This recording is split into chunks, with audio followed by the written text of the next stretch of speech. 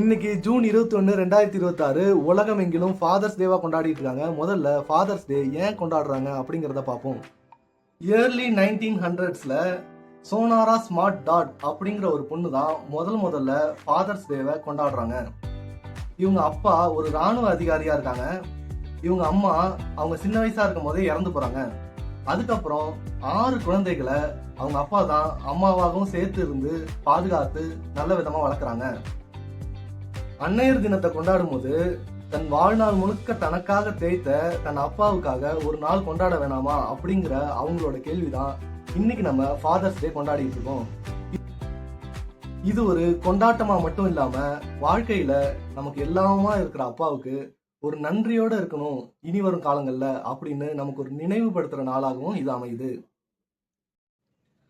Gift பெரிய பெரிய gift எல்லாம் வாங்கி கொடுங்க, ஆனா அதெல்லாம் அவங்களுக்கு முக்கியம் இல்லைன்னு எனக்கு தோணுது.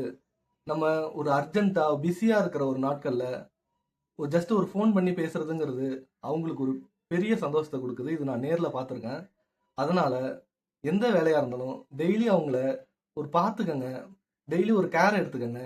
இது நமக்கு ஒரு சாதாரண விஷயமா இருக்கலாம், ஆனா அவங்களுக்கு நம்ம தான் எல்லாமே அப்படிங்கிறத புரிஞ்சுக்கங்க. அவங்க நம்ம வயசுல என்ன பண்ணிட்டு இருந்தாங்க அப்படின்னு அந்த கதையை கேளுங்க. பக்கத்துல உட்கார முடிஞ்சுன்னா கொஞ்ச நாள் உட்காந்து பேசுங்க. இதெல்லாம் இல்லாம நிறைய பேர் வெளியூர்ல இருப்பீங்க. அவங்கலாம் அவங்க வயசுல அவங்க என்ன பண்ணிட்டு இருந்தாங்க அப்படிங்கிறத கொஞ்சம் காது கொடுத்து கேளுங்க. ரொம்ப இன்ட்ரெஸ்டிங்கா இருக்கும். அவங்களும் சந்தோஷமா அதை பகிர்ந்துப்பாங்க.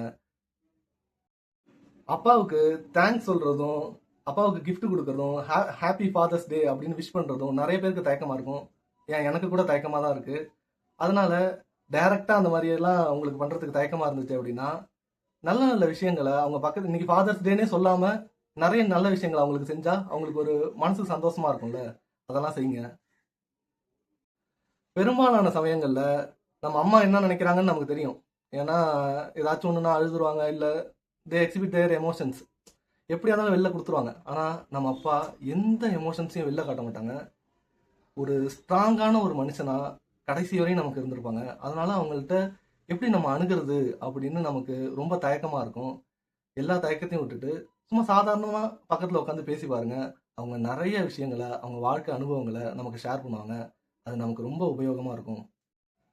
ஒரு 2 வருஷமா, அதுக்கு முன்னாடிலாம் நான் எங்க அப்பா பேச்ச நிறைய கேட்காம இருந்திருக்கேன். ஆனா கடந்த 2 வருஷமா எங்க அப்பா என்ன சொல்றாங்களோ அதான். இந்த ட்ரெஸ் எடுத்து விட்டாங்கன்னா அதுதான் போடுவேன். வேற நிறைய ட்ரெண்டிங்கு நிறைய இது இருக்கும், ஆனா அது எதுவுமே நான் ஃபாலோ பண்ண மாட்டேன். ஏன் அப்படின்னா அவங்கள டிபெண்ட் பண்ணி இருக்கிறதுல லைஃப் ரொம்ப ஈஸியா இருக்கு. அதுவும் இல்லாம அவங்களுக்கு ஒரு மிகப்பெரிய சந்தோஷத்தை கொடுக்குது. அதனால இதை நான் ஃபாலோ பண்றேன். நீங்களும் இதை செஞ்சு பாருங்க. வாழ்க்கை ரொம்ப ஈஸியாகவும் நல்லாவும் இருக்கும். இது மாதிரி இன்னைக்கு என்ன நாள்னே தெரியல, இன்னைக்கு ஃபாதர்ஸ் டேனே எனக்கு தெரியல, இதெல்லாம் உங்களுக்கு தெரிஞ்சுக்கணும் அப்படின்னா அரவிந்த் ஸ்பீக்ஸை சப்ஸ்கிரைப் பண்ணி வச்சுக்கோங்க. நன்றி.